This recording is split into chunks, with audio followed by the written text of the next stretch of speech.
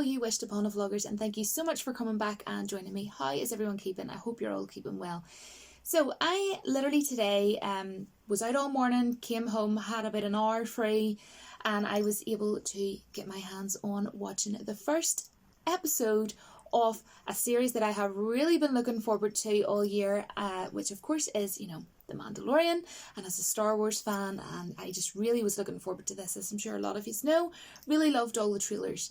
But what I will say is I don't actually have Disney Plus, but I was able to, get a hold of the episode, luckily, because I was like so envious. I was like, people have seen this and I haven't seen it. I want to see it. But anyhow, I just thought that it would come on. This isn't going to be by any means like a detailed analysis of, every single bit of, the episode. This is just going to be me coming on, letting you know whether I liked it or not, and just talking about some things about it, basically, with you, having a chat with you, and let you know, if it's good or not, basically. So here goes. What did I think about it, Julie? What did you think about it? Well, I don't know whether I've said it in a while, guys, but, heck to the freaking well yes from me. I loved it. So, of course, this series, The Mandalorian, we're following the journey of, a lone gunfighter and bounty hunter, basically. And, this series, what I loved about it, this series, I've only had one episode, Julie, what are you talking about? This episode, sorry guys, I'm really bad at the YouTube videos, but sure, we're going to move on. What I loved about it is, of course, this episode really did give that vibe and feel very Western-esque, if that makes sense. Which, of course, makes, it obviously makes sense for this show and what they're going for. It really suited it. And what I really, really loved is straight off the bat, now not at the very beginning, the second it starts, but and it was very icy in the beginning. I really loved that, because, it's really cold here in Ireland. I don't know about anywhere else. So I was really digging that whole, icy vibe. But pretty much, round about the beginning. There was, mention of, the Beskar armour, basically, which is made of Beskar iron, which is pretty much, Mandalorian armour, obviously worn by Mandalorians.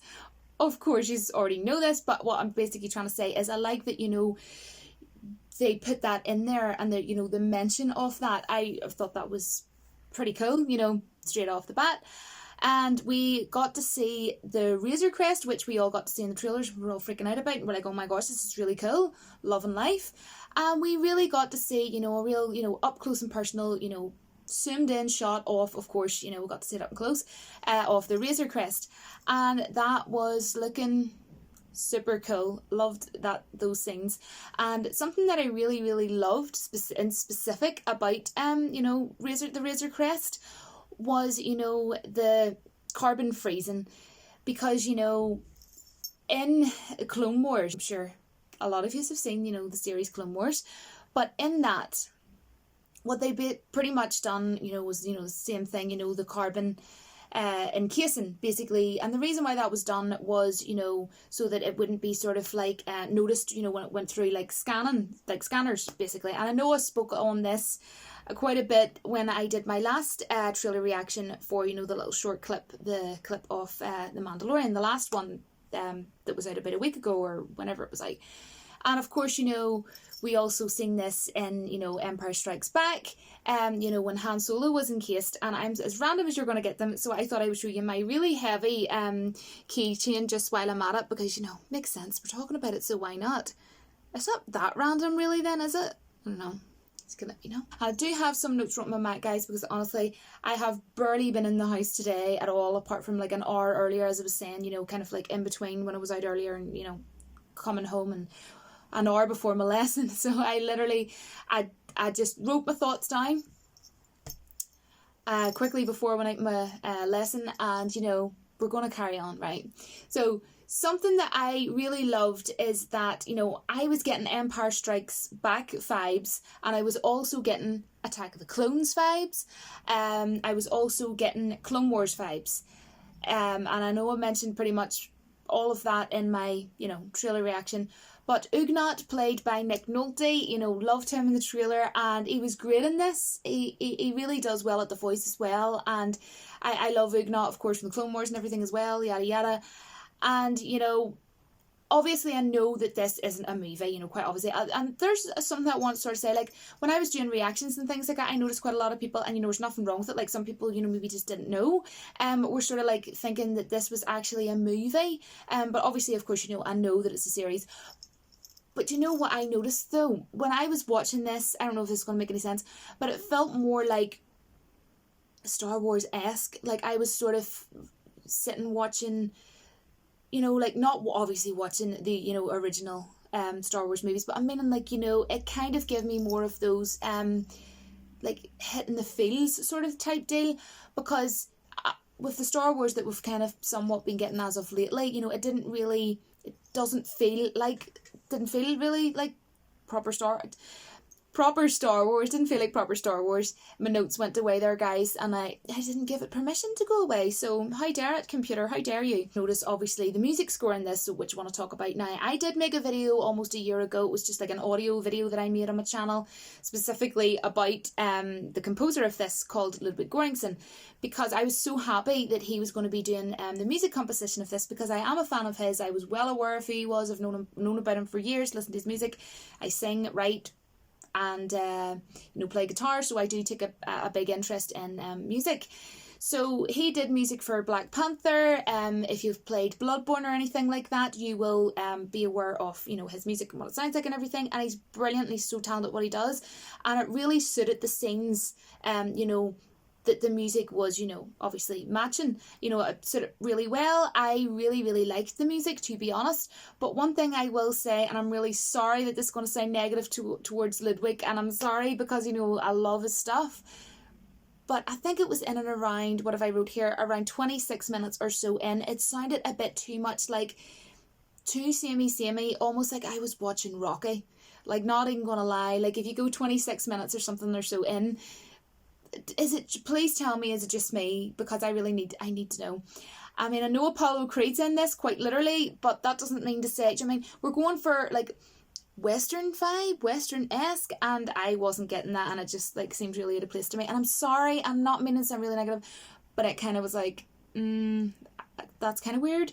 But anyhow, IG, you know, bounty hunting droid that we had in this was so cool. I loved those scenes because, you know, teamed up with the Mandalorian, and those scenes were probably my favourite in this, along with the Razor Crest. The Razor Crest was my all-time favourite part of this whole entire episode. I keep going to say series. Anyway, episode, right?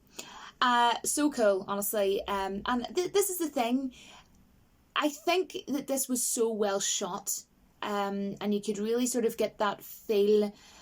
And, you know, you're well aware that they are using really, like, high-tech gear. Like, literally, like, I don't know how much cameras cost, but I'm sure it cost them, you know, a fortune. And, of course, we already knew that they're putting a massive budget into this. You know, they really went all out for this. So, you know, in a way, I would have preferred it to be a wee bit longer. I mean, that's not even a nitpick, that's not even a complaint. This is just me saying that because I enjoyed the episode, I personally would have loved to have another 10-15 minutes. But, you know, I appreciate it was costing them a lot of money, so they're not going to want to, you know, roll for an extra 10-15 minutes. But that's just my opinion, because it kind of seemed to me like, I think it was like 38 minutes long. I can't even remember, guys. It's been a long day. But I kind of would have liked an extra 5-10 minutes. But that is only my, you know, saying. And again, that's not even... I'm not even complaining. What else was I wanting to say? Yes, the ending. Oh my gosh, let's talk about the ending, okay? The ending was ridiculously adorable, because we got to see what, of course, looked like, you know, it was literally Baby Yoda, right? But of course, it can't have been Baby Yoda, but I just thought I would show you my Yoda figurine. Honestly, you guys are like, what is wrong with her? She is beyond random. But this series, of course, is based after the fall of the Empire, and, you know, we know that little wee Yoda, God help him, died in Return of the Jedi, so we know that quite obviously it's not Yoda. But the ending to me was so interesting, and I absolutely loved the ending. I don't have any issue with the ending, because that is super cool for me, because that is just like, the lore that we're going to get to see into with, you know, the foreseeable episodes, or however you want to call it. I think it's going to be very interesting and really intriguing to kind of see what's going to happen with these next episodes. And the ending left me really like, where's episode 2 at? You know, but I thought it was fantastic. I honestly cannot fault it. You know, the only little nitpick was like, and it wasn't even annoying, it was just kind of like, dude, why did you like compose a song that sounded like something that was in Rocky? I was like waiting for Apollo Creed to turn up and be like, right, where's Rocky at, sort of thing. I don't know, you can let me know. I know that this wasn't really, you know, a massively, you know, like detailed analysis, like me like talking like scene by scene, but to be honest, you know, this isn't spoiler free. This is just like literally spoilers. Like, so you hopefully, if you're watching this, you've seen it, right? If not, sorry, I've spoiled it for you, but I did write it in the title. But yeah, I mean, I really enjoyed it. They've really put a lot of work and effort into this. You really can tell that. And it just felt like Star Wars again. And it just proves that there is hope for Star Wars when you get someone who knows Star Wars, has an interest in Star Wars lore, and actually cares about Star Wars fans, and you know, wants to give the best product for Star Wars fans. So, you know, people who love Star Wars, basically, like myself and most of you watching. And I honestly would highly recommend this. If you're still watching this and you haven't seen it, what are you doing? I'm spoiling it for you. But if you are here and you don't really care about spoilers, I personally do, but if you don't, okay, I would definitely recommend that you give this a watch, because it was freaking brilliant. The music score was brilliant.